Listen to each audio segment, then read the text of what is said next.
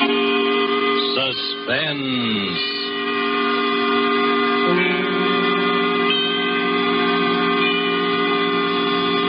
This is The Man in Black. Here again to introduce Columbia's program, Suspense.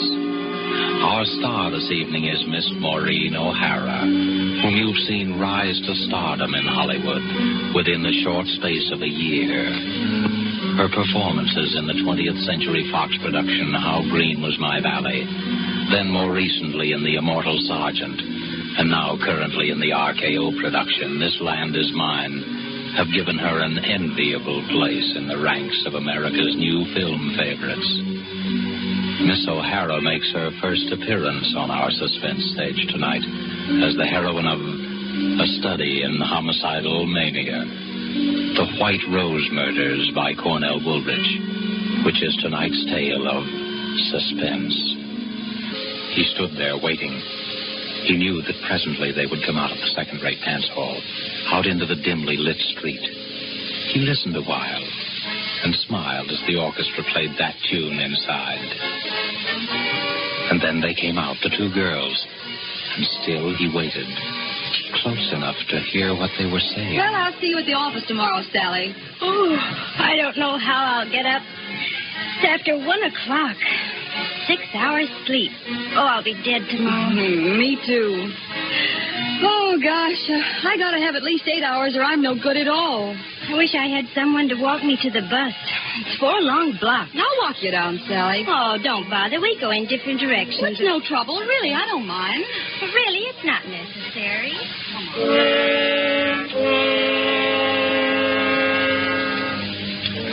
In the narrow alley that divides the dance hall from an ugly office building, he stood smiling. Just a little inside the alley, he stood stiffly against the wall, his head back, eyes closed, arms straight down, and in his left hand, a white rose. Well, all right then, Sally. Good night. Good night, Joan. See you in the morning.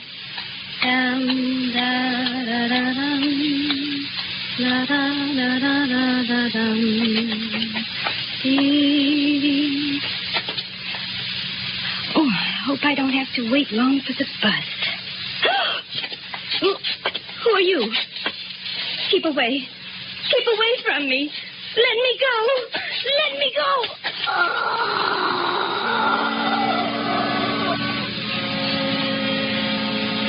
The girl is dead.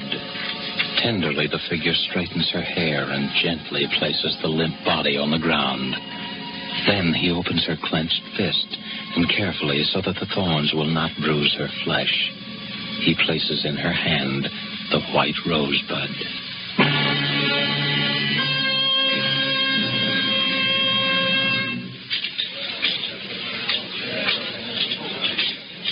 Pardon me, my good man. Is it true that you are the famous detective Terence Riley? Huh?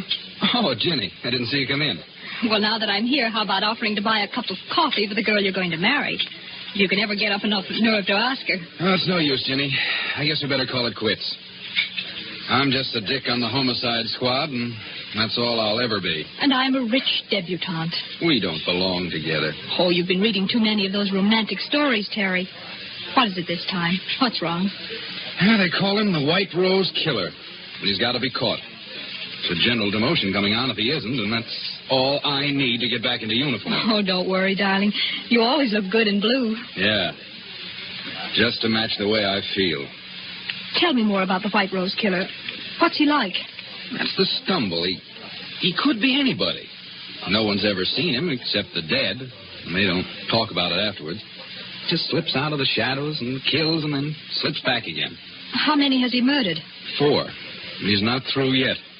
It's going to be one of those chain things if he's allowed to keep on. Are you sure it's always the same one? Yeah, that part of it we're sure of. It's the same touch, the same way of operating every time. How do you know that? Well, it's a rose. A white rosebud. A death rose. Puts it into each victim's hand after he kills her. Her? Yep. It's always a woman. A young woman between 19 and 23. What's behind it? Do you have any idea? Well, I'm not sure. But here's what I figured out. You know what a rose stands for. Symbolically, I mean. Why, yes, it's It's the flower of love. The white rose, the bud, has another meaning. Purity, loyalty, devotion, and especially it stands for a young girl. That's right. And that's about the way I see it. So maybe it's a double cross, committed against our murderer by some young girl whom he worshipped and who betrayed his faith in her. You ought to be a detective, not me. Thanks, darling. I've got a very fine teacher. Sweet. There's another thing.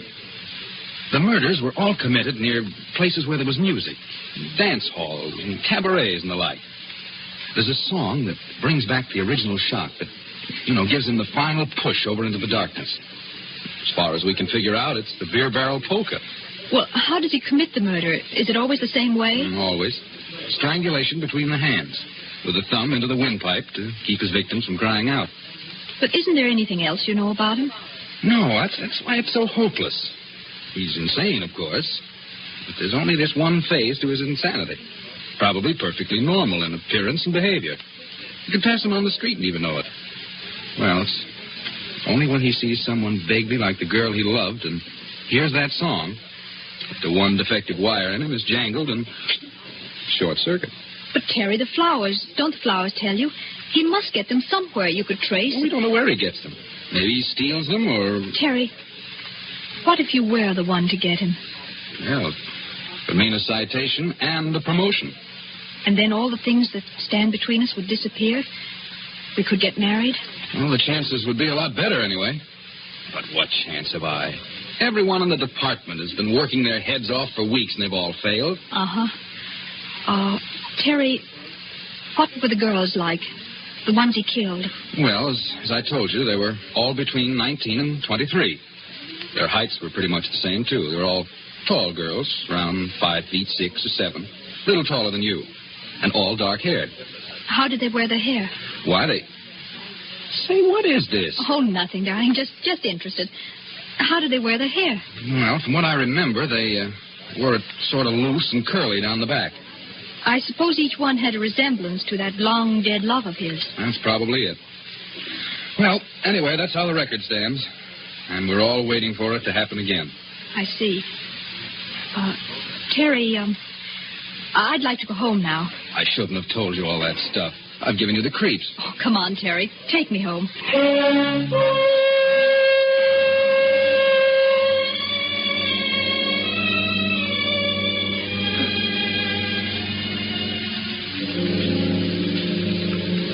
Later, Jenny stands by the window in her room, looking out, thinking. She doesn't move for a long time. Then suddenly, quickly, she goes to her closet and begins to rummage through her many pairs of shoes. Carefully, she picks one pair with 3-inch heels. 5'6" or 7. Then she walks quickly to the dresser, opens a drawer, takes out a comb, and starts redoing her hair. Worn loose and curly down the back. Well, here we go. Edward. Yes, miss? Is the car ready? Yes, Miss Virginia. I've been waiting for you. Let's go before Mother sees me. Your mother's been looking for you, miss. I hope you didn't tell her. No, Miss Virginia, I didn't. Good. Come on, Edward. Where do you wish to go, Miss Virginia? The Starlight Dance Hall on Grove and 2nd Street. The Starlight, miss? Yes, Edward, that's the place. I wouldn't go there unescorted if I were you, miss. It's one of the worst places in the city. Has a very bad reputation. The Starlight Dance Hall, Edward. Very good, miss. Very good.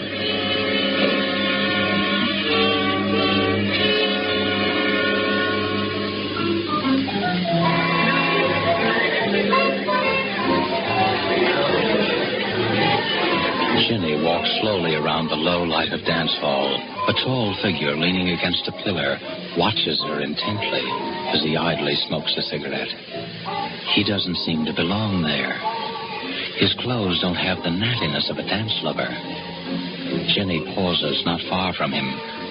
Deliberately, he throws his cigarette on the floor, steps on it, and slowly walks over to her.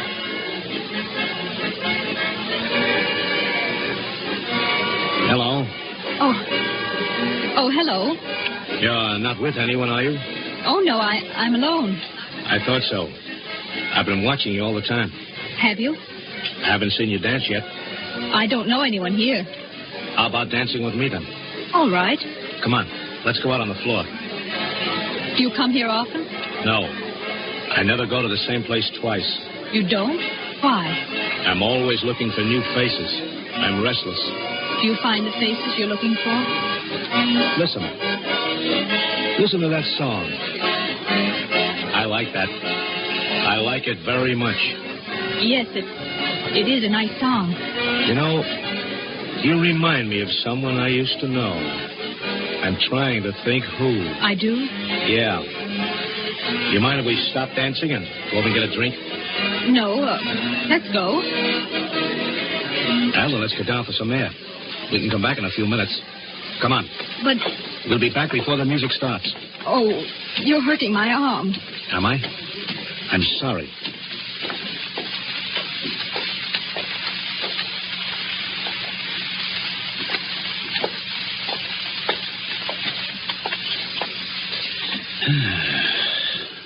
Fresh air smells good, doesn't it? It's so dark here. Let's go back. You're not scared, are you? Oh, no, it's Let's walk just down that this alley and back. Oh, please. No, you Let me go. don't. Oh! Thanks. That's a lovely necklace, beautiful. Why, you're just a cheap Shut thief. up. All you wanted was my necklace. So long, beautiful. Look out. What's the matter? Behind you, look. Holy... She's dead. A girl. Murdered. With a white rosebud in her hand.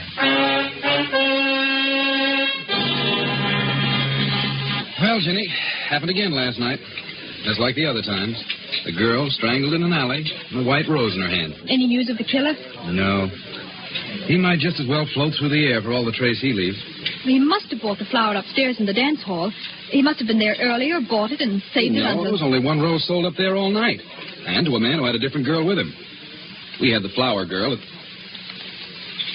How did you know that they sold flowers there? I didn't tell you.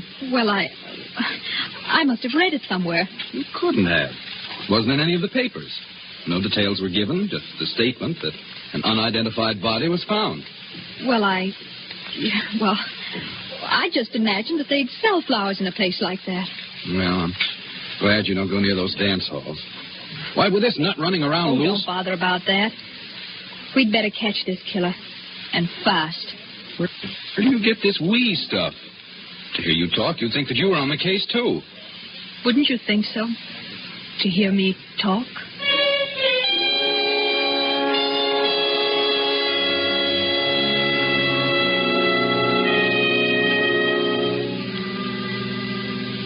Again, Jenny tours the low dives, hunting for the White Rose Killer. Her search carries her to the waterfront. And as she walks past each dingy bar, she listens to the jukebox music.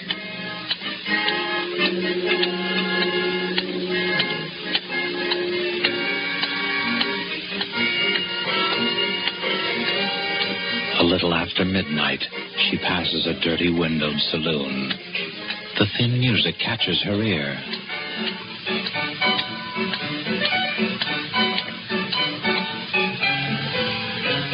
She pauses and listens, her eyes alive for some sign, some indication of the person she's looking for. Then suddenly her body becomes rigid as her eyes fall upon a figure huddled in the shadows. Someone's watching me. Slowly she starts to walk up the street. Behind her, the heavy tread of a man's footsteps keep pace with hers. It's a quiet tread, unhurried but deliberate. For several blocks, it keeps the exact distance. Jenny starts to walk faster. I've got to know if he's really following me. The man quickens his pace. Jenny starts across the street. The man follows. She's sure now, sure that the man is following her. She fumbles for something in her purse. Her hand closes around a gun. If he tries anything, I'll shoot. You in any trouble, lady? Oh, no, officer. It's all right. You scared him away. Scared who away? Oh, just a man who wanted to bring me flowers. That's all. Well, he brought you one anyhow, lady. What do you mean? Right there on the ground, right by your feet. A white rose.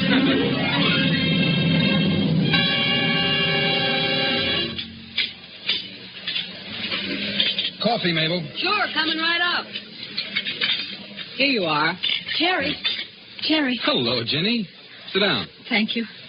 Say, what's the matter with you? Look, darling, read the gossip column in this paper. What daughter of a socially prominent family is that way about a detective and waits for him outside the station house in her limousine every night? Private chauffeur and all.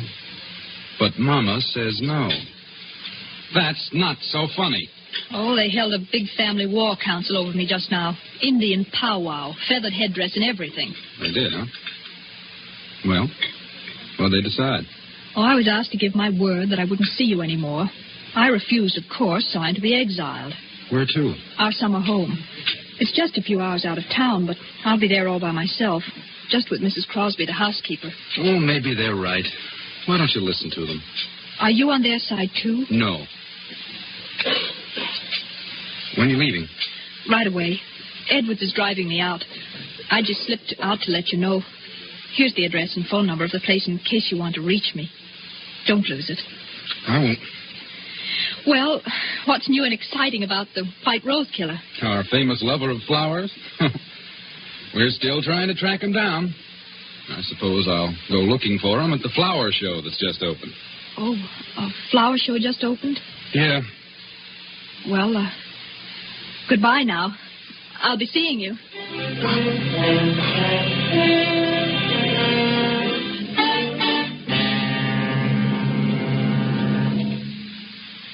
What floor is the flower show, please? 3rd floor, miss. 3, please.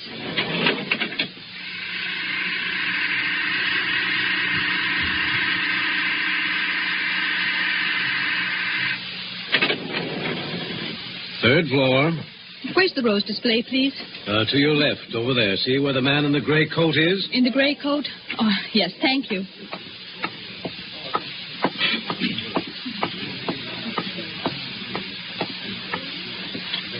They are lovely, aren't they? Oh, you startled me. I'm sorry. I was just admiring the roses.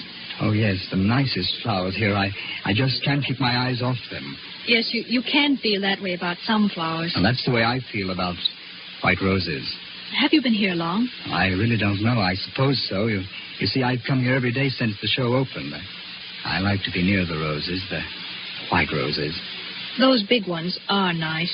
No, I like the little ones best, the little tightly curled rosebuds. They're so little and innocent. Oh, well, I really better be going. Are you going down? Yes.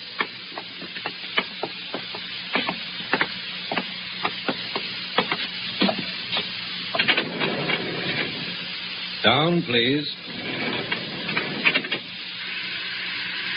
Here, miss, I took a rose for you. Thank you. It's lovely. Would you care to have a drink with me? Why, yes, thank you. I know the little place a block or two down there. They have nice music. We'll go there. All right, whatever you say.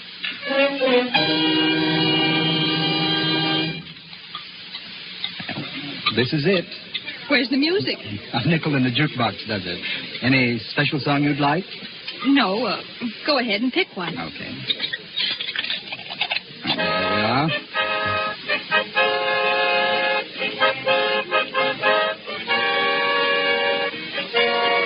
Oh, that's my favorite song. Reminds me of a girl I used to know. Oh, excuse me, I want to powder my nose. I'll be right back. Do you mind? No, of course not.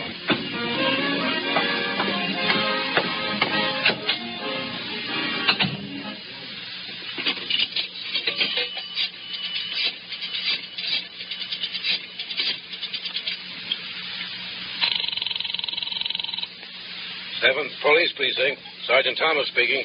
Hello, is Terry Riley there? Just a moment, I'll see. Please hurry, it's important. No, sorry, miss. Terry Riley's not here just now. Will you tell him that I can't keep that date with him? Goodbye.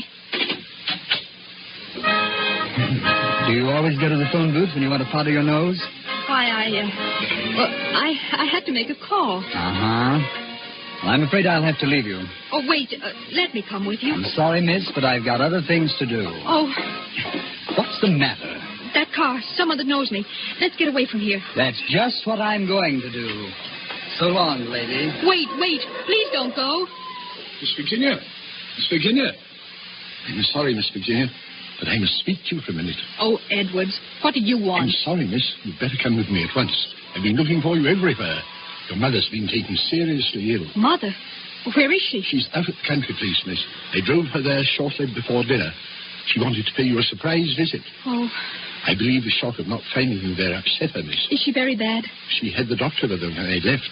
Mrs. Crosby has gone away for the day. Your mother needs you, miss. Well, let's go. Hurry, Edwards, please. Right, miss.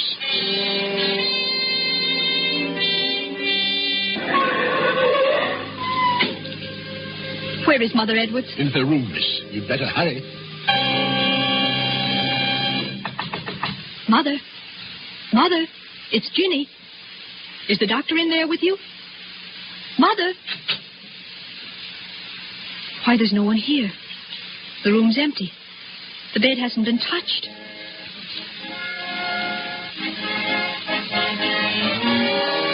Edwards, what are you doing? Merely playing a song, miss. A favorite of mine. A favorite? Yes, Miss Virginia. Where's Mother? She's in the city, miss. You lied to me. I'm afraid I did, Miss Virginia. Why are you locking the door? You know why, Miss Virginia. It can't be. You're not the White Rose killer? But you see, I am, Miss Virginia. Driving you and your family around day after day, sitting there right in front of you all the time. It was amusing to watch you hunting for me, hunting for someone you saw several times a day. But it can't be. You're not insane. Of course not. Who said I was? Edwards, you know I'm not the girl who betrayed you. Yes, I know that. Well, then unlock the door and let me out. Please, Edwards. I've killed 5 times. I've never regretted it. I'm going to kill you, Miss Virginia. Why, Edwards? Why? Because you've been so clever. Too clever. You made yourself look like her, the girl who deceived me.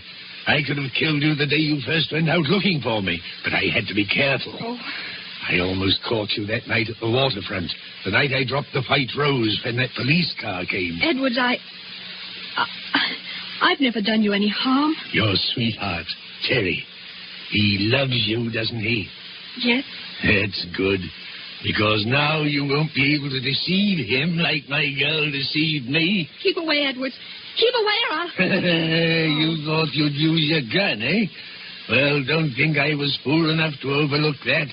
I took your gun out of your purse. It won't do you any good to kill me, Edwards. I didn't have anything to do with it. No, and you're not going to have a chance to break another man's heart like she broke mine. Jenny, where are you? Terry! It won't do you any good to call to him. He can't get in here without breaking down the door. Keep away from me. Terry! It'll be too late then, because I'm going to kill you now. Jenny, where are you? Terry! Just let me get my hands on that pretty white throat. Oh, keep away. Keep away from me. Terry! Jenny, are you all right? Yes, Terry, I'm all right. Oh, take it easy. Here, sit down. Oh, Terry, I was so scared. There was nobody here but Edwards and I. How did you know where I was? Oh, it was simple. You were supposed to meet me at the coffee shop. You never broke an appointment, and when you didn't show up, I called the number you gave me.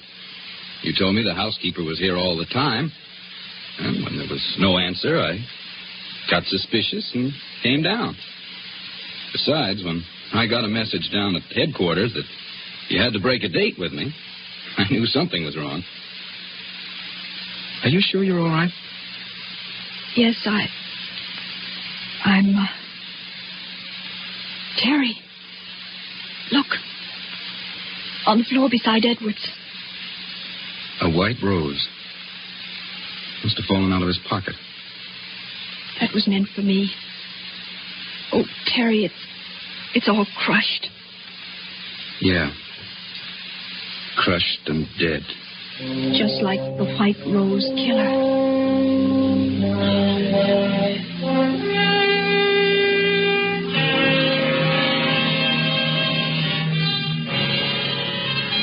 And so closes The White Rose Murders, starring Maureen O'Hara. Tonight's tale of Suspense. This is your narrator, the Man in Black, who, speaking for Columbia, hopes you have enjoyed. Suspense.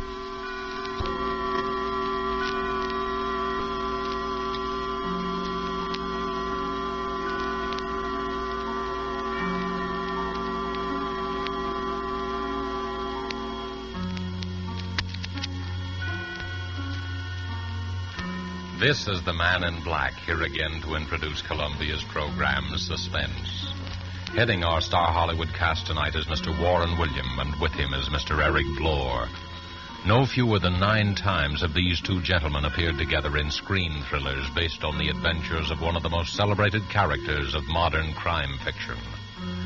This familiar character will speak to you now for the first time on the air, as with the story called Murder Goes for a Swim, and the performances of Warren William as Michael Lanyard and Eric Blore as Jameson.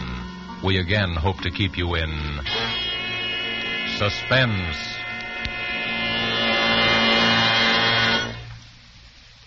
Good evening, ladies and gentlemen. Allow me to introduce myself. Nowadays, meeting me on the street, you'd most likely recognize me as Michael Lanyard, an author of sorts. But if you'll not be too free with the information, because I've been at some pains to allow bygones to be bygones, I was once known rather well by quite a different name. And there are still times when I find myself obliged, or should I say forced, to return to that character, to resort to the somewhat questionable talents of the lone wolf. As a matter of fact, my presence here this evening is prompted by an uncontrollable desire to reminisce a little. Eh, Jameson? Oh, quite right, Mr. Lanyard.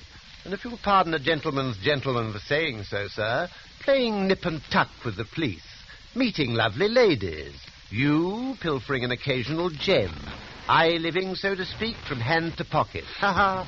Those were the days, sir.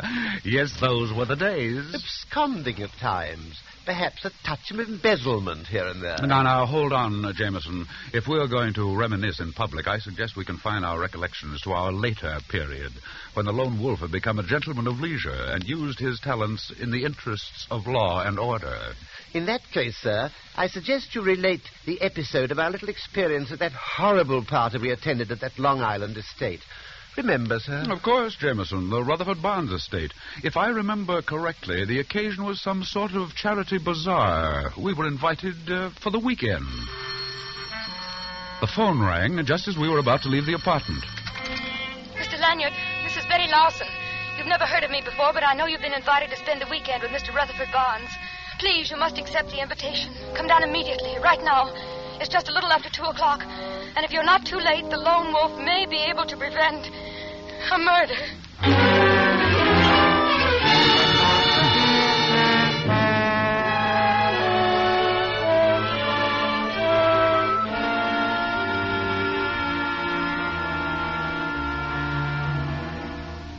Jameson and I arrived at the Barnes estate a bare 2 hours after we'd received the mysterious telephone message. I was introduced to all kinds of people. First, the famous gossip columnist, Ralph Clinton. Well, Mr. Lanyard, this is indeed a surprise, and I might say a pleasant addition to our little gathering. Something always happens when you're lone wolfing around. Oh, I know, you've reformed. But a fellow can hope for a little excitement, can't he? See you later, old man.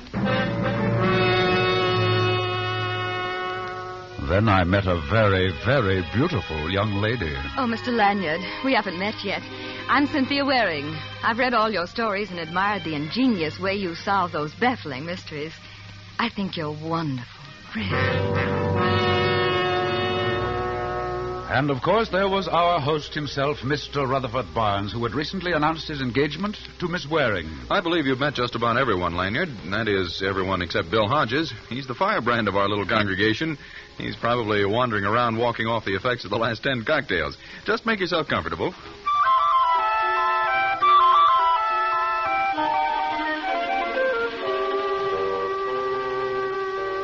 Strangely enough, I failed to meet a Miss Betty Larson, the frightened young lady who had phoned. Anyway, the afternoon wore on through the beauty contest at which I was elected to preside as judge, and at which Miss Cynthia Waring, looking very pretty in a big picture hat and hoop skirt, was the winner.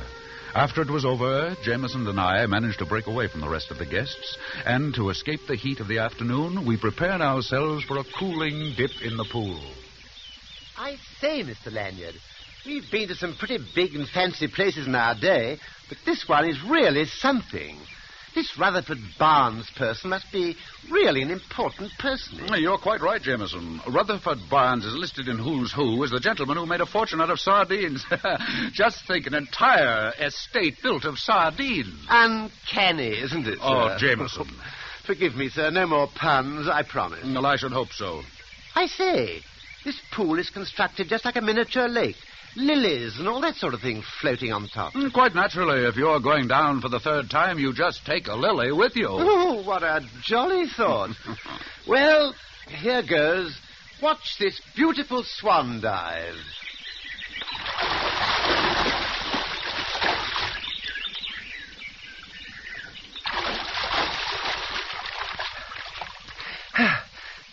I say, this is most unusual. There's a sort of a mermaid lying on the bottom of the pool. And she's very pretty, sir. Last night it was a barmaid. Today it's a mermaid. No, but really, sir. Well, I'm the judge in the beauty contest. I'd better go down and have a look.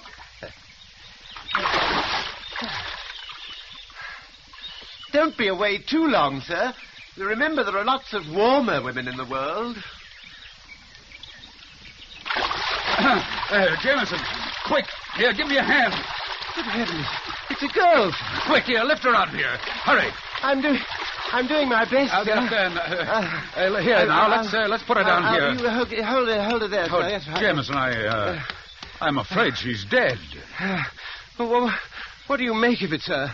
What was it, an accident? Well, I don't know. There's a pretty nasty bump on the side of her head. Well, perhaps she slipped and hit her head as she fell. Perhaps. But her bathing suit, not quite the style you'd put on to take a swim. Possibly she was in the beauty contest. Of course, that's it. The program listed 10 contestants, yet only 9 girls competed. Meaning what, Mr. Lanyard? Meaning, Jameson, that this poor kid was the 10th contestant. And if my hunch is correct, her name is Betty Larson. The girl with the telephone message? Precisely. And if her call was on the level, we did arrive too late, and she was murdered. Mr. Lanyard! Mr. Lanyard! It's Mr. Barnes and Miss Waring. Take off your robe and cover up the body, Jameson. Yes, sir. Well, Lanyard, we've been looking all over for you, haven't we, Cynthia, dear? Yes, of course. And I'm glad we found you, Mr. Lanyard. I've been wanting to thank you for awarding me the prize in the beauty contest this afternoon. I really didn't think that... Mr. Lanyard! There, at the edge of the pool. Yes, it's a girl, and I'm afraid she's drowned. Drowned? But... Oh, how horrible. Oh, but how did it happen? Who is she? I think she's Betty Larson. What do you think, Mr. Barnes? Here, look. Oh, good heavens. Look. Oh. Yes, that is Betty Larson. Why, I had no idea. Then you do know the girl, Mr. Barnes. Why, yes. As a matter of fact, only recently I recommended her for a job. She's the local telephone operator. And the village beauty. Mr. Barnes and Miss Larson were childhood sweethearts. Mr. Barnes, tell me, do any of the other guests know this girl? Ralph Clinton, for instance. Could our famous columnist have possibly known Miss Larson? Well, if not in person, most certainly by telephone. You see, for the last few weeks, Miss Larson handled my personal calls. I see. Did she ever mention the fact that there might be a murder? Murder? Well, you see, I received a rather strange message. Now, look here, Lanyard. If you're insinuating that Miss Larson was murdered, you're all wrong. It's perfectly obvious. She slipped and fell into the deep end of the pool. She can't swim. We couldn't hear her cry for help over the noise of the party, so the poor girl drowned. As simple as that, eh? Why, of course. And I'd appreciate it if you'd be kind enough not to mention this accident to any of the other guests. There's no need to disrupt the entire weekend. I'll notify the sheriff and call the coroner, and they'll take care of everything. I think it might be a good idea, Mr. Lanyard, since you seem so certain that a murder's been committed, that you and your man remain on the premises. Our famous lone wolf may have a little explaining of his own to do. Come along, Cynthia.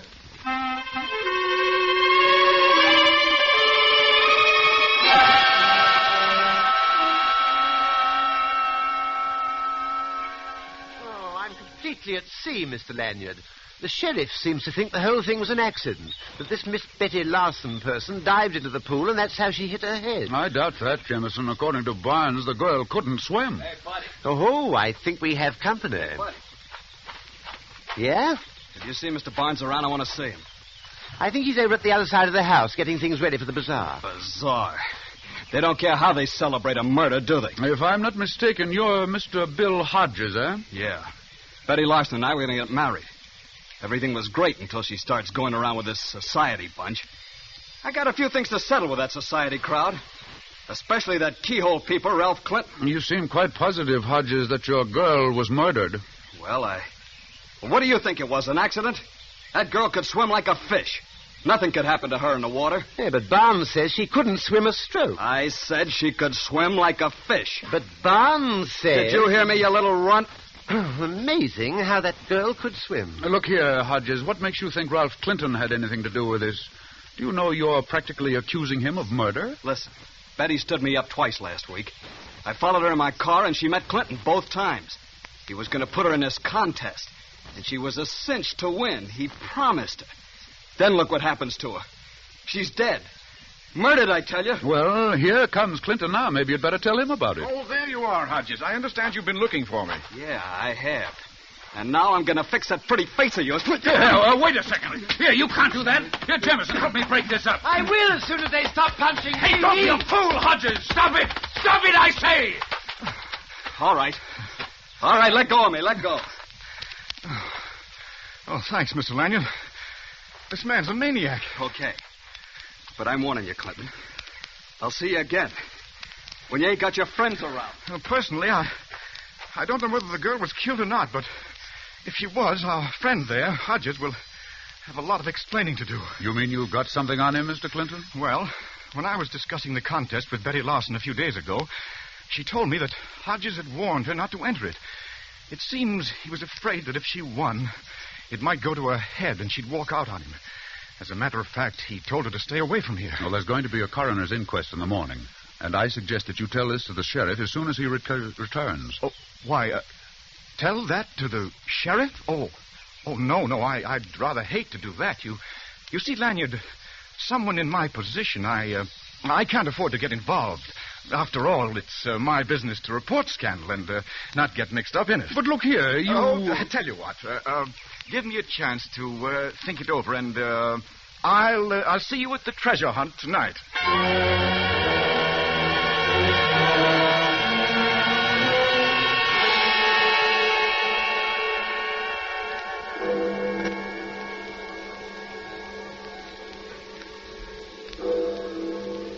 Oh, dear.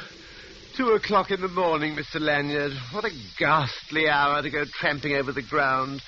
Must we participate in this treasure hunt? Of course, it's all a part of the weekend. Come in. Well, it's the witching hour, Mr. Lanyard. Here's your envelope with the clues for the treasure hunt. You'd better hurry. Everybody's ahead of you. Thank you, Mr. Clinton. We'll catch up. Fine. This ought to be very interesting. Seeing the lone wolf stalking down his prey. You know very well, Clinton. Oh, sure. I forgot. You're not the lone wolf anymore. You're just nice, innocent Mr. Lanyard. Well, good hunting. See you later. Well, here you are, Jameson. This is our clue. Go ahead, read it. Under the oak and under the cover, where have met many a lover, light a match and look deep down, find your clue and win your crown. I say, isn't that lovely? Can you decipher it? Oh, of course, sir. It means, Well... Exactly, Jameson, the old well. That's where we'll find the next clue. Come on, let's get going.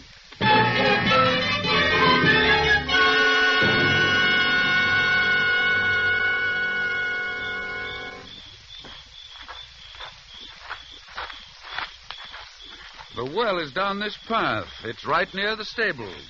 You mean when we get to the well, we find another clue? That's right, and at the end is when we reach the treasure. Oh, the treasure.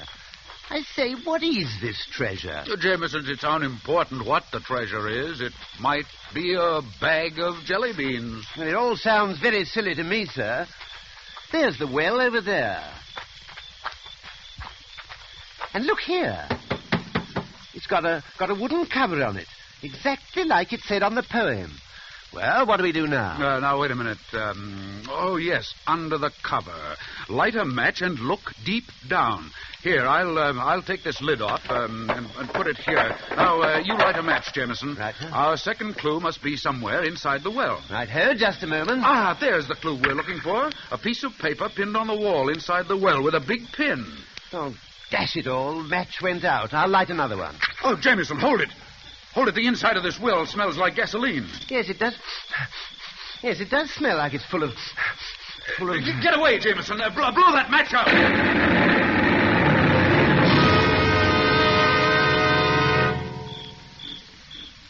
Oh, are you all right, Mr. Lanyard? Yes, and no thanks to you. Oh, I couldn't help it, sir. If you ask me, we walked right into a trap. And quite obviously. Here, let me help you up. Oh, thank you, sir. Oh, if I'd had any idea... Ouch! Well, now what's the matter? Oh, I've been stabbed. Well, let me see. Oh, steady, Jameson. I'll pull it out. Oh, be careful, sir. Oh. Oh! There we are. And very interesting. What is it, sir? Oh, it's that big pin. You could have been hurt quite badly. Well, if you ask me... Come along, Jameson. We've got work to do.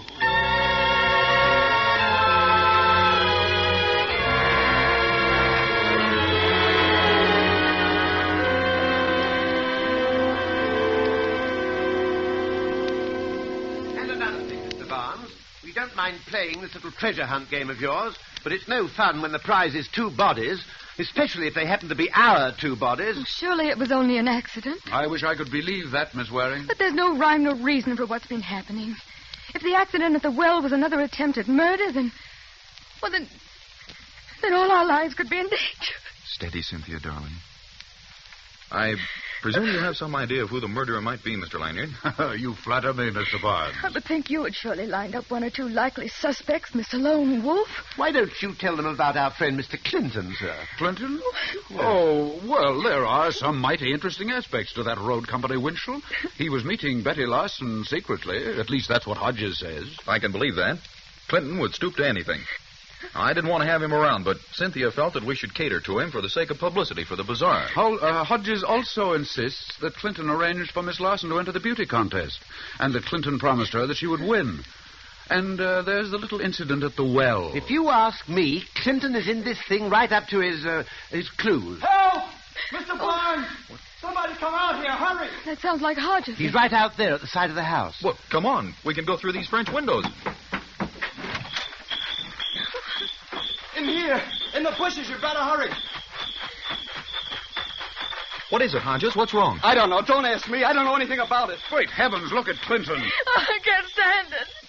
I can't stand it. What awful things are going on. I don't know how it happened. I was just coming down the path. There in the bushes, he was lying right He's down. done for, all right, Mr. Lanyard. Shot. Murdered. Murdered? You did this, Hodges. You said you'd get even with Clinton. Now you've done this. I tell you, I don't know anything about it. I was just walking down along the path. I don't know anything about it. It's all right, Hodges. You'll have an opportunity to prove your innocence. Don't you have some theory about all this, Mr. Lyon? There, Miss Waring. I think I can promise you at least that there won't be any more murders.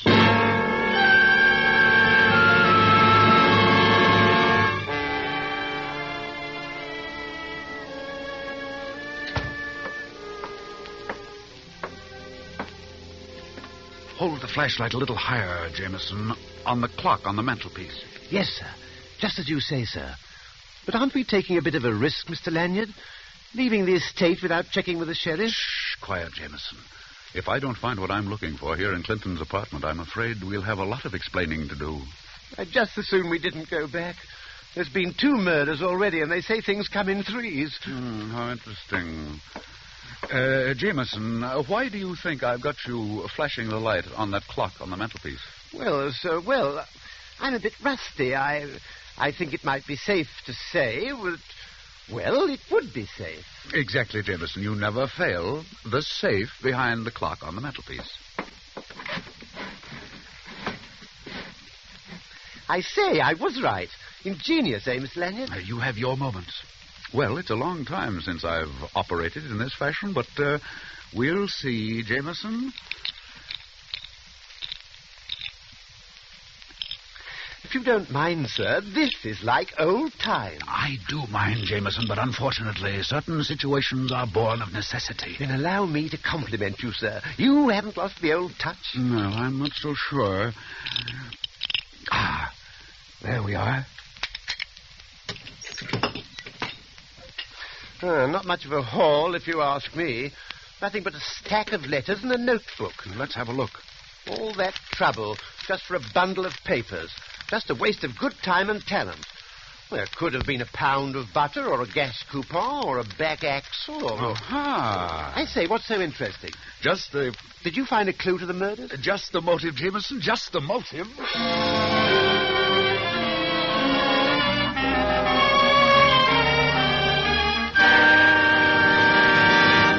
Look here, you can't keep me here, Sheriff. All I did was find Clinton. You can't hang a guy for that. Keep your shirt on, Hodges. Nobody moves out of this room till Lanyard shows up. If he doesn't come in 5 minutes, I'm going to put out a call and have him pulled in. Seems to me that Mr. Lanyard has admitted his guilt by disappearing. Well, whatever the case may be, I think you should allow me to go. After all, this is my house, and I do have guests. They might think it rather strange if their host isn't around. Look, Mr. Barnes, party or no party, there's been a couple of murders committed around this joint, and everybody in this room is under suspicion. Really, Sheriff? If you're going to keep us here and allow Mr. Lanyard to stay... Good evening, Sheriff. Jameson, say good evening to the Sheriff. He's been very patient, I hope. Good evening, sir. Constable. Sheriff. All right, you two. You'd better make it good. Running away from the scene of the crime won't sit so well in court. Please accept my apologies, Sheriff. Well, now that you're here, Mr. Lanyard, perhaps we can clear up this nasty mess. Yes, I presume you've been spending your time checking up on the murders, Mr. Lanyard. That's right. And I've uncovered a few details which I'm sure will prove most interesting, Miss Waring. You're wasting time, Lanyard. Somebody in this room has been running around committing murders, and I'm going to find out who it is or die trying. Who said that? Oh, if it's all the same to you, Sheriff, I think I'll join the other guests. Now, isn't that thoughtful of you? Get away from that door before you tempt me to bring the murder score up to 3. Do as he says, Jameson. After all, you don't want to miss all the fun. In just a minute, you're going to have the pleasure of meeting the murderer. Yes, that's just what I'm afraid of, sir. All right, Lanyard. Let's have it. Very well, Sheriff. First, allow me to review events from the beginning. Just as Jameson and I were leaving for Mr. Barnes' residence, we received a rather unusual telephone message. It was Betty Larson. That was about 2 p.m., wouldn't you say, Jameson? 5 minutes after 2, to be exact, sir. Thank you. We arrived at Mr. Barnes' estate by 3:30. At 5, Jameson and I went for a swim in the pool. It was then we found Miss Larson. At what time did the coroner examine her, Sheriff? Around 7 in the evening. But what difference does it make? The poor girl had been dead for 10 hours. All the difference in the world, my dear fellow. Simple arithmetic will show you that it was impossible for Miss Larson to call me at 2 o'clock. At 2 o'clock, she'd already been dead for 5 hours. Hodges, you did it. You paid someone to make that call. You're crazy. I had nothing to do with it. Pipe down, Hodges. Go on, Lanyard. Sheriff, what do you think was used to murder Miss Larson? Well, Could this have been the weapon? The pin. The pin, the one I fell on when the well exploded. Yes, Jameson. Let me paint a rather gruesome picture for you, Sheriff. Miss Larson is called down to the edge of the swimming pool. Someone who poses as a friend suggests that she try on a hat. In trying it on, our murderer, pretending to assist, neatly jabs Miss Larson and thrusts the pin through the base of her brain. Oh, how horrible. Could I examine the pin, please? Oh, of course, Mr. Barnes. Why, it's a hat pin. Well, Cynthia, it's the one you had in the large hat you wore in that beauty contest. Cynthia, it was you. All right, stand back, all of you. Look here, sister, you can't get away with it. Shut up. And listen, all of you. I assure you I know how to handle this gun, and I'm not afraid to use it. Cynthia, Stand back, Hodges. I don't get you, Cynthia. What earthly reason would you have for killing Betty? She wanted to be your friend. That's a laugh. Listen, little boy Blue. A telephone operator sometimes hears too much for her own good. How do you think she got all those fine furs? From some boyfriend? No, she was too daffy about you, so she decided to try her hand at blackmail. Blackmail? That's right. Only she pushed me just a bit too far. Why, Get you... back, all of you. You, prune face. Who? Who, me? I don't mean your brother. Open the door. Go on, open it. Yes. Yes, ma'am. Now stand back, all of you. Ha. Very amusing picture. That's right, Mr. Lanyard. Step forward just a little.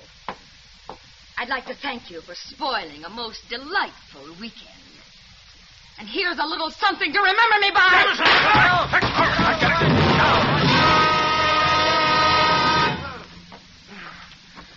Jameson, are you all right? Yes, I think so, sir. Oh, thank heaven. Yeah, you did a good job, Jameson.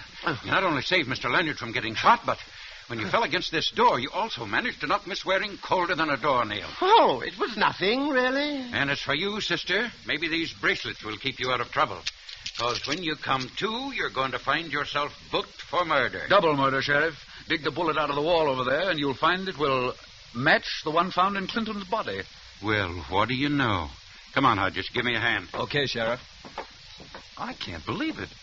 Why, Cynthia and I had so many plans together. It's hard to believe that she could be responsible for those horrible murders. I'm afraid she was. Mr. Barnes, this is Mr. Clinton's notebook. Several canceled checks and a few letters. Look them over, and you'll discover that your dream girl, Miss Cynthia Waring, has quite a number of aliases, and in certain circles has a reputation for landing the biggest fish in the pool.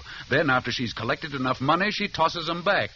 You were her next victim, Mr. Barnes. And as for the unfortunate Mr. Clinton, being a newspaperman and gossip columnist, he ferreted out her little scheme and, in turn, was blackmailing Miss Waring.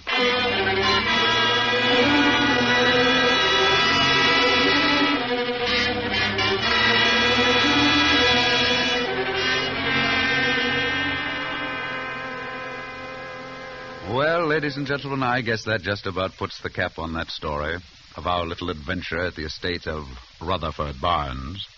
Miss Cynthia Waring was a very shrewd and fast-thinking young lady. She got one victim with a gun. She almost got Jameson and me at the old well when the gasoline exploded, all of which began with the first and most ingenious of the murders, the particularly cold-blooded murder of Betty Larson with that hat pin. And, Jameson, of course, we have you to thank for having discovered that most important bit of evidence, the pin itself. Yes, Mr. Lanyard. And I must say I got quite a lift out of that myself when I discovered it. Now, Jameson, remember your promise. Suffice it to say, you discovered the pin. The hard way, I admit. Oh, yes, sir. There's no doubt about that. The criminal would never have been stuck in the final analysis if I hadn't sat down and got myself stuck. That will be all, Jameson. Oh. Good night, ladies and gentlemen.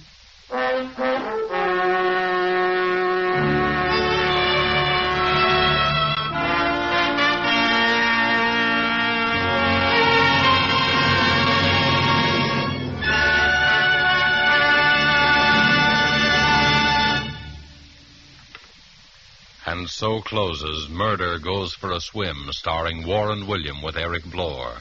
The first appearance of the Lone Wolf on the air, and tonight's tale of Suspense.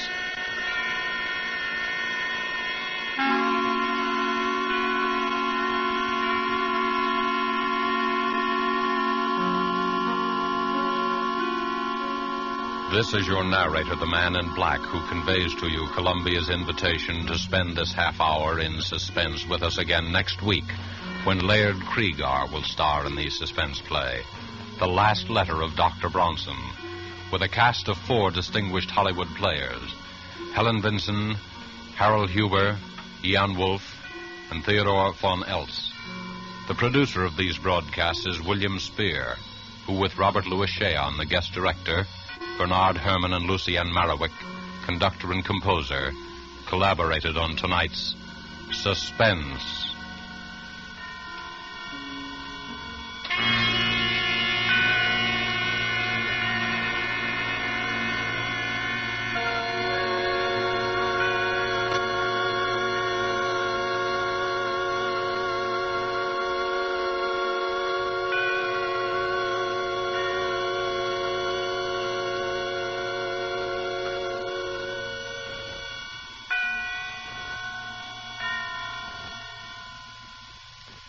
This is CBS, the Columbia Broadcasting System.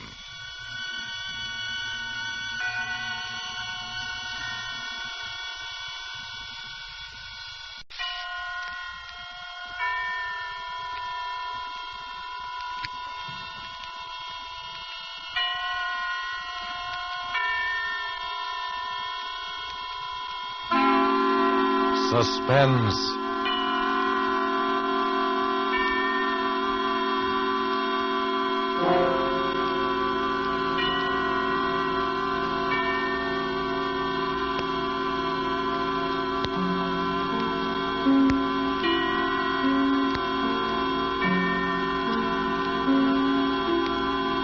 This is the Man in Black, here again to introduce Columbia's program, Suspense. Heading our starring Hollywood cast tonight is Mr. Laird Cregar, who will be seen shortly in the 20th Century Fox production of one of the great suspense stories of all time, The Lodger. Tonight, Mr. Cregar appears as a cynical gentleman who made an unusual bet with death.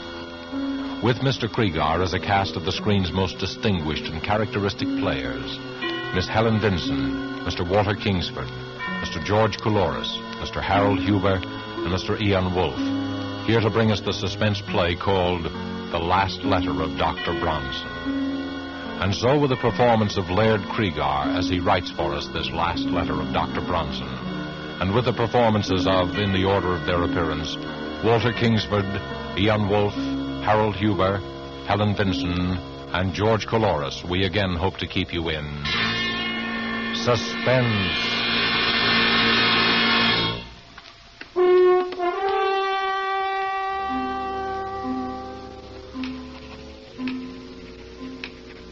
My dear Dr. Mosher, forgive me if I dash this letter off rather hurriedly.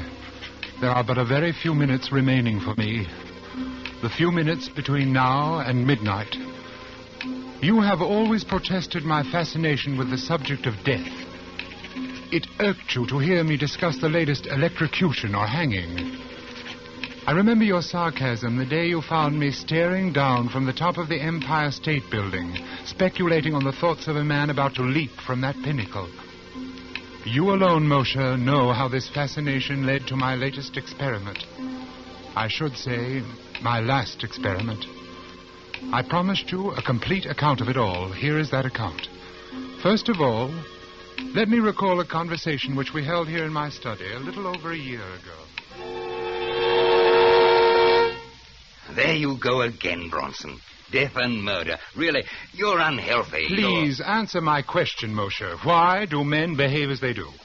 What keeps them from breaking loose? Why don't they kill one another as animals do? Why, because they aren't animals. But, my dear Moshe, being neither vegetable nor mineral, they must be animals. Well, what I mean that is... you do not know the answer.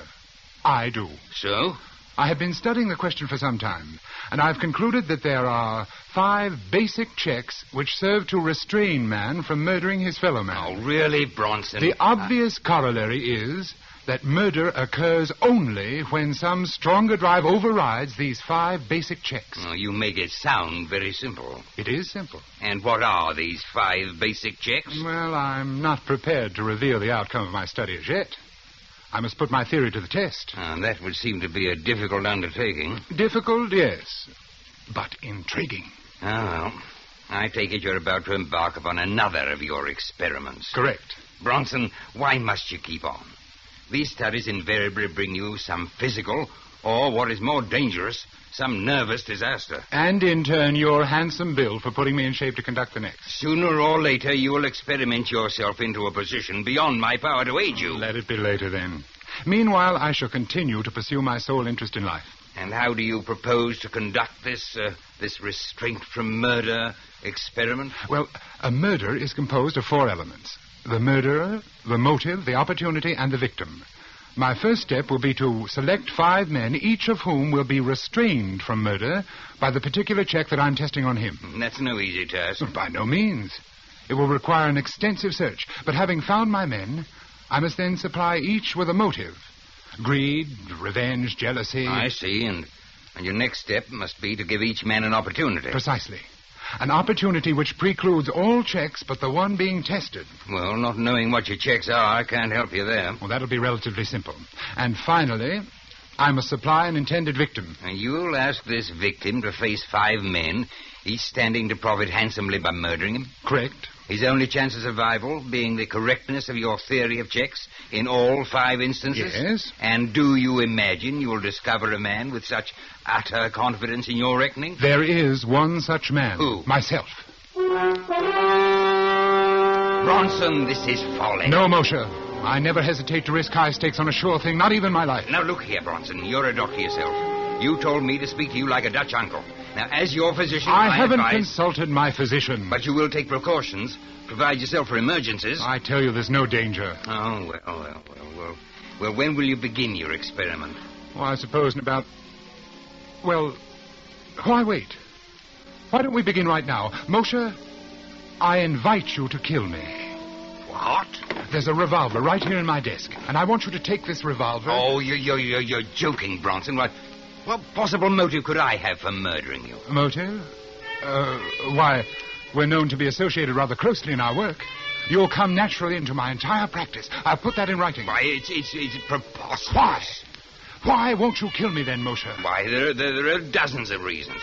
In the first place, I'd go to the electric chair for it. Thank you, Dr. Moshe. You've given me an admirable illustration of the first and most obvious of the 5 checks in my theory. Man refrains from murdering his fellow being because he himself will be killed by law.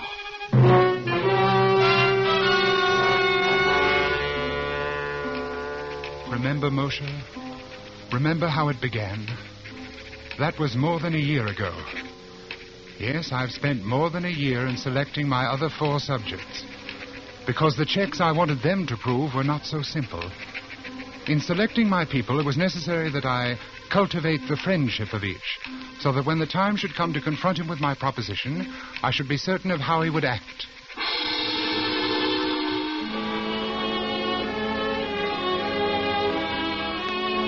The first of my 4 potential murders was a clerk named Totten.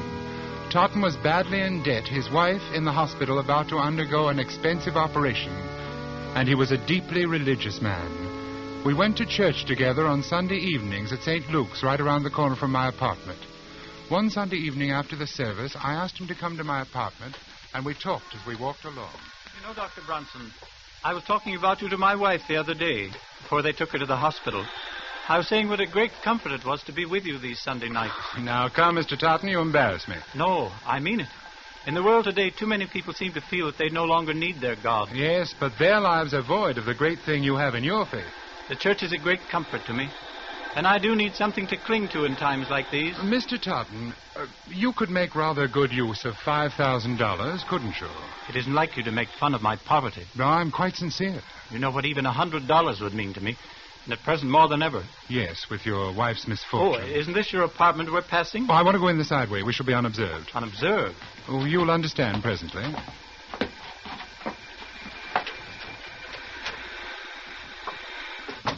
Please, come into my study. Now, here we are. And now if you'll take this chair opposite my desk. Thank you.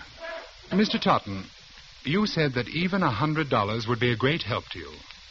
Here in my desk, I have this package containing $5,000. Well, what could I do for you that would be worth all that money? Let me explain. My doctor called on me yesterday, and he told me... well, to be quite frank with you, Mr. Totten, he said that I was slowly going mad. Oh, no, that couldn't be. I'm quite all right at present, but it's only a matter of time, and I'd rather not have to face it. I believe you can understand that. But there must be something you can do, knowing in advance. There is. And I want you to help me. I don't understand. Put on these gloves. Take them. But why? As soon as you have them on, I shall hand you this paper knife. Notice how very sharp it is. I grip it firmly, thus, and clearly impress my fingerprints on the handle. Finally, here on the desk, I am leaving this note, explaining that I have committed suicide. Suicide? When the knife is in your hand, I want you to drive it into my heart. Then you may leave by the same way we came in. You will be quite unnoticed, and with the $5,000 in your pocket. You can't mean this. But I do. You see, I don't have the nerve to... Well, I can't quite make the final move myself. You would greatly oblige me. And with the $5,000, you will be able to give your wife the treatment she needs. What do you say? You can't die yet. You're not ready. Would you have me wait until I've gone mad? You can't take the matter of life and death into your own hands. I am not asking you to pass judgment upon my actions. Whether I wish to live or die is my own concern, and my mind is resolved. Is that clear? I'm sorry for you. I'm merely asking you to do something for which I will pay you very well. You will, of course, be killing me. But if you could realize what life would be like for me otherwise... I'm very sorry, but I can't oblige you. If it's the law you fear... No, it's not that. You seem to have arranged that perfectly. Then what is it? I'm an honest Christian, and I thought you were, Dr. Bronson. If you don't understand why I can't do this monstrous thing, I suggest you look up the 6th commandment. Good night.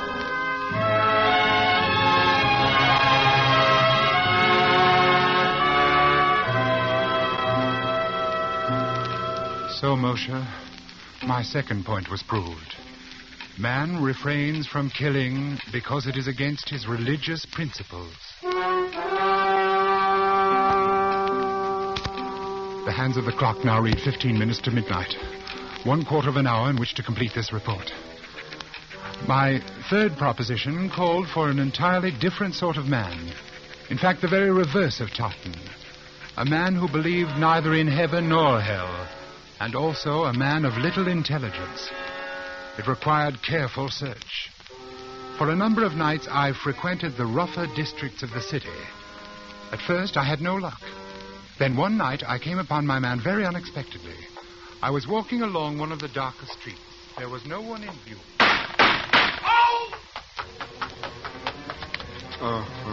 He was slumped down beside an ash can.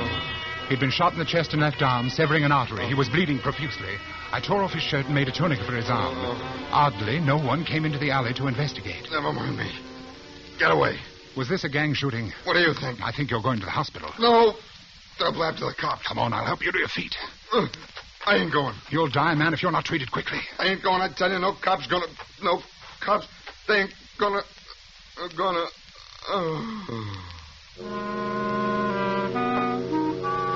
His name was Matt Doyle. I visited Doyle in the hospital almost every day. Several months later, I decided to put him to the test.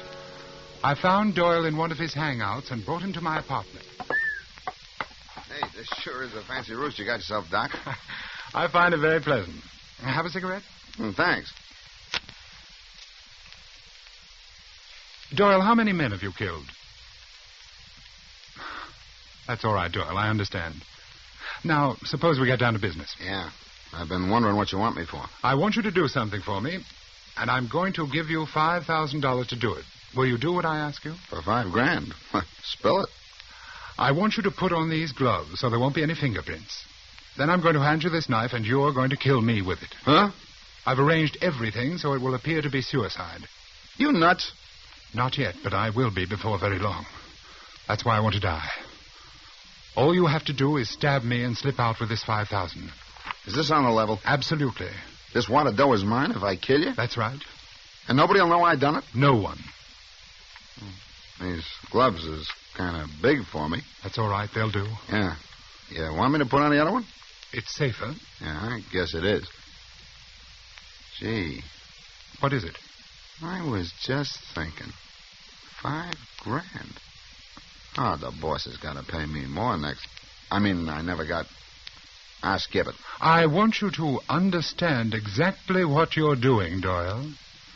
without any justifiable cause, merely for the sake of money, you are going to murder me. You understand that? Yeah.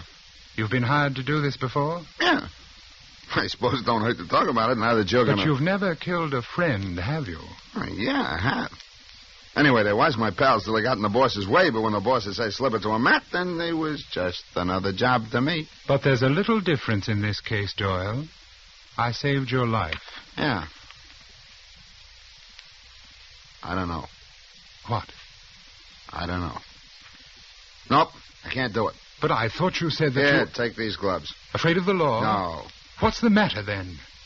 Is it because I'm your friend? That's more than that. I can't bump you off, even if you want it. It would be an act of true friendship. I ain't so sure. When a cat has fits, you put it out of its misery, don't you? That's what I want. Oblivion. Peace. Sorry, Doc, I ain't the guy. It's like you said. You saved my life, so that's that. I'm sorry. I wish you could help me. Oh, me too, but not that. Now, if you got some other punk you want took care of... There's no one. Thanks just the same. Oh, don't mention it.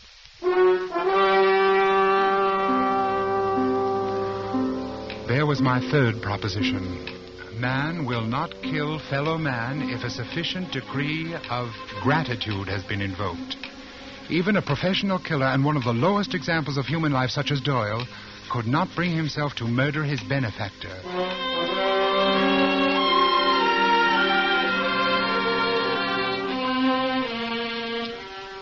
My next subject was altogether different in temperament. With Judith Ainsley, I used a special technique. I first encountered Judith Ainsley when I operated on Barrett Sheffield, the actor. You will recall that Sheffield was brought to the hospital with a lung abscess. As I prepared to do the rib resection, I noticed that the nurse standing beside me was greatly agitated. Retractors, Doctor. Thank you. Doctor, do you think this is advisable? What? The dyspnea is more pronounced. Listen. Miss Ainsley, another hemostat, please. But he's getting blue. Doctor, do you think you really should? He's cyanotic. Miss Ainsley. I'm sorry, Doctor, but it's... Doctor. Quickly, caffeine. Quickly.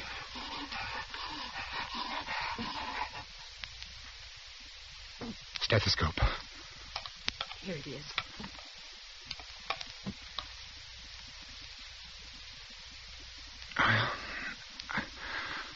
That's that. Yes. That. Miss Ainsley, what's the matter with you? You've been acting strangely all through this operation. You killed him. You shouldn't have gone ahead. You know that. I warned you. I shall see to it, Miss Ainsley, that you are never assigned to one of my cases again. What's the matter with you, anyway? Have you never seen a pulmonary before? Or does it upset you to see a handsome actor like Barrett Sheffield die? Yes, it did. Oh? Yes. We were going to be married next week.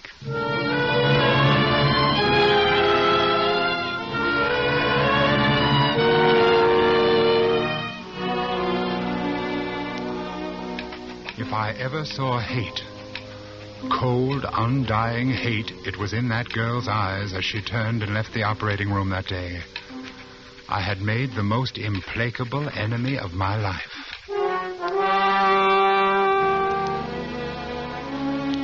As I come to my third check, dear Moshe, it suddenly occurred to me that Judith Ainsley was the perfect subject. One day at the hospital, I inquired about Miss Ainsley and learned that she had done 4 years of medical and was now interning at Cedars of Lebanon in hope of picking up a resident fellowship. I went down to the hospital and sat in the doctor's lounge waiting for her. Presently, she came in with another intern. I stood up. She turned and looked at me. I saw again in her eyes that inexorable hate. She had never forgiven me for what she felt was my negligence in the death of the man she loved. I walked toward her. Excuse me, please. I see you remember me, Miss Ainsley. Yes, will you excuse me, Miss please? Ainsley, you may not believe this, but I've come here especially to talk to you today. To talk to me, Dr. Bronson? Yes. Come along with me, please. In this treatment room, please. We can talk privately. Dr. Bronson, I don't think there could be anything you and I can say to each other. Well, now, Miss Ainsley, that all depends. Sit down, won't you? Miss Ainsley... Dr. Ainsley, if you please. Oh, yes, of course. Doctor, I have a little proposition to make to you. First of all, there are 2 facts I'd like to be sure of. A, You are unable to set up your own practice because you don't have the money to get started. Is that right? I don't see what business that is of yours, but it happens to be true. Fine. Fact B. You still hate me and feel a strong desire to be revenged for the wrong which you consider I have done you. Yes, I'm afraid that's true, Dr. Bronson. Good. Good? Yes. You see, I want to pay someone to murder me. And I think you'd enjoy it more than anyone, and you need the money, too. Dr. Bronson, I'm very busy. There's a patient in 302. Will you... Wait a moment, Dr. Ainsley. I'm perfectly serious. Absolutely serious. You want to die? Yes. You see, I'm going mad. I can't face it. I wish to end my life immediately. You're smiling. Good, you're interested then. You going mental, Doctor? Paresis? Yes. Hopeless. I've been to 5 or 6 men about it. Are you far gone? Hallucinations? Delusions of grandeur? Yes, advanced stages.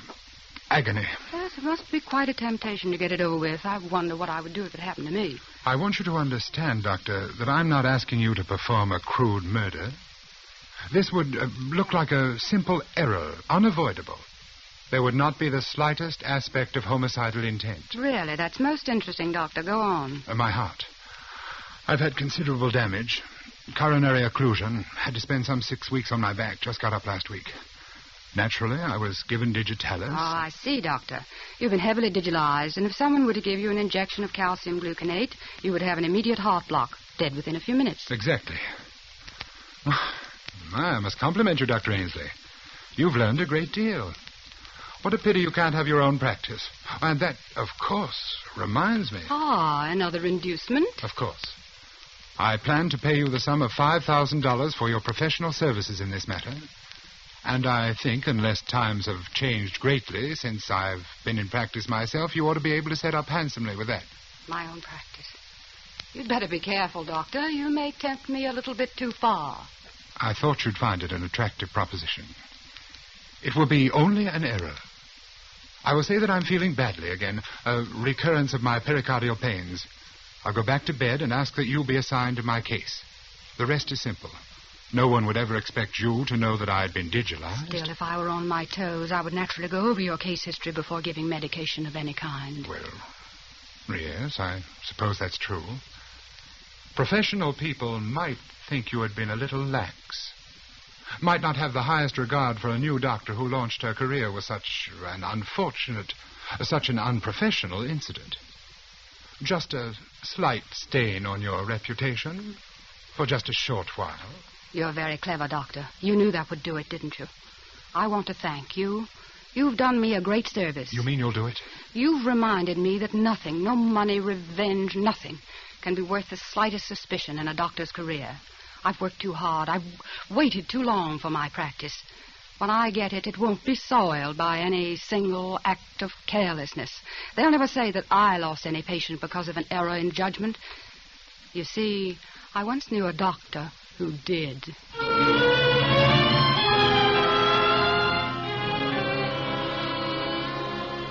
There, Moshe, is my 4th check.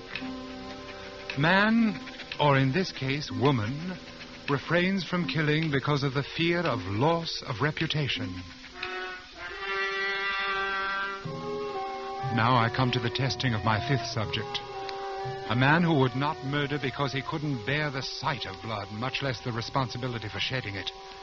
Laderne was my man, and I found him shortly after my search began. On that day, I saw him turn a ghastly white as a fast-moving car almost ran over a small dog which had run into the street. It wasn't a particularly frightening sight, but Laderne clutched at his throat and fell in a dead faint. I, of course, made it my business to become acquainted with him. I hadn't seen him for more than 4 months, until tonight.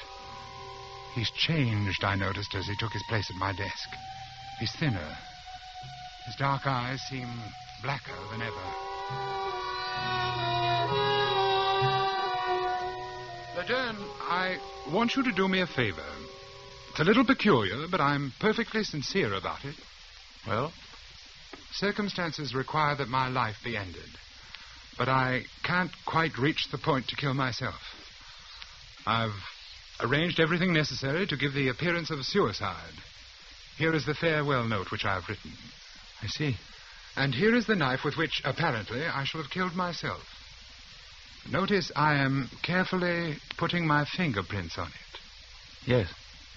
Here are the gloves for you to wear. And here is $5,000 for you if you will drive this knife into my heart. What do you say? You've arranged everything? Everything. No one knows I'm here? No one. And you want me to kill you? Yes. Of course, it will be a bit messy. When a person is stabbed, his blood usually splurts out. But if you keep to one side, I don't think much will get on you. Why do you want to die? My doctor says that I'm going insane and that I haven't got much longer. That's strange. About going mad? About him saying that you're going mad. Oh, yes. It was a shock. No, I don't mean that. What do you mean? That's the same thing they told me. Oh, that's strange. They what? They told me over a year ago that I was going mad. I only laughed at them. Over a year? Well, do you... have you noticed any change? Not much. At least no change for the worse. Oh, that's good. In fact, I'm really much better. I've been having fewer and fewer of those sick spells. You remember how I was the day that dog was almost run over? You've gotten over those sick spells? Haven't had one in 3 months. Then there isn't any check. Check? What check? Nothing. Oh. Well, this is going to be a pretty messy business. We might as well get it over with. Nice gloves you've got here. Nice and smooth on my hand. Then you're going through with it? Yes, can't let you down. Oh, never mind the knife. I've got my gun right here. Look, 38. Beauty, isn't it? Yes. Then, if you'll give me back the knife... No, I'll keep it for you. Yeah, I've used this gun a lot in the past 3 months. I've bumped off about 50 dogs. You've done what? Bronson, it's very interesting. I do it after midnight. It's fun watching the dogs. You have to know just where to hit them. And it kills them instantly. But the noise in here, aren't you afraid that somebody will... A silencer, look. I don't like to wake people up when I kill their mutts. But they'll find the bullet. They'll trace to your gun. They're sure to get you. In a suicide, the weapon stays right beside the body where it falls. Suicide? Who says this is suicide? It's murder. I'm going to murder you. That's what you asked me to do. Look here, Laderne, this has gone far enough. I was only joking. I don't want you to kill me. 5,000, eh? All here. Listen to me, I was only joking. You ready? Laderne! Shall I shoot now? No, wait. Do you want it through the heart or brain? Not yet. Can't you wait? Just a little while. Wait? What for? Well, I've been conducting a little experiment. I'd like to write an account of it before I go. Oh, what sort of an experiment? I don't think you'd understand. Oh, okay. I'll wait. Till midnight. Then I've got to go. There's a German police dog I've been wanting to get. A big, ugly brute. It'll be fun. Yes. I'll wait. Thank you. The clock says 10 minutes past 11. Yes. You've got 50 minutes. I'll wait by the window.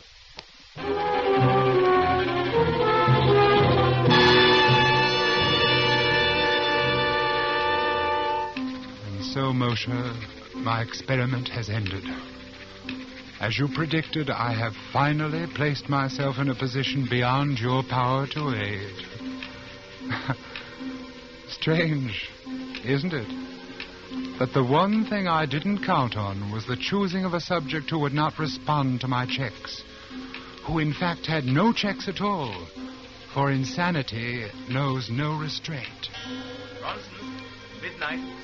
Oh, yes, Laderne, I'm hurrying. He is still at the window, and he is sure to shoot me. There is nothing I can do to say or stop him. I know that. I'm beginning to understand exactly what is going on in his twisted mind. I wonder why. Now I shall sign my name for the last time and lay down my pen. Then I shall look up and say, "All right, Laderne." All right, Laderne.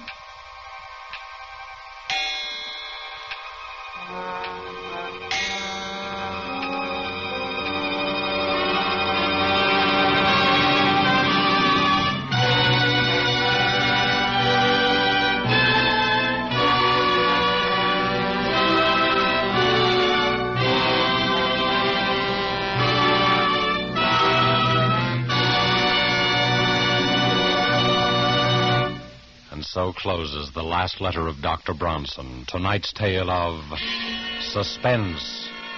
In our Hollywood cast tonight, Laird Cregar played Dr. Bronson. Walter Kingsford played Dr. Mosier.